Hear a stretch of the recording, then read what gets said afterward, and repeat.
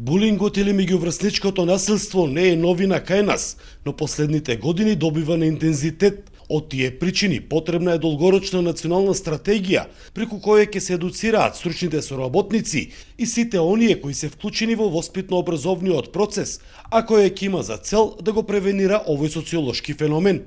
Многу малку се посветува внимание на воспитниот процес, а тој е круцијалниот.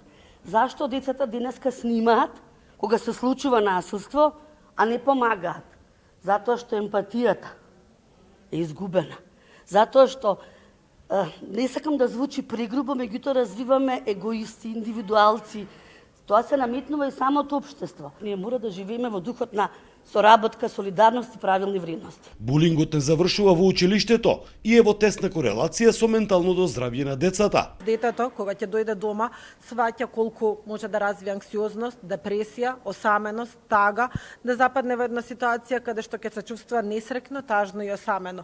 И не само она дете кое што е жртва на булинг, дури оние кои што се неми сведоци, наблюдувачи, не знаат како да постапат во дадената ситуација, се оние кои што се плашат некогаш да пријават, затоа што насилникот е многу помоќен од нив. Насилникот има проблем со менталното здравје, зашто има потреба да истакне дека е моќен и силен, за да компензира некоја негова слабост. Од тука се создава еден магичен круг во кој насилникот некогаш бил жртва, а немиот наблюдувач да стане дел од насилничката група. Според професор Ѓоргиевска, само преку мултисекторски и партнерски пристап ќе се прекине кругот на насилството. За Сител, Трајан Ристовски.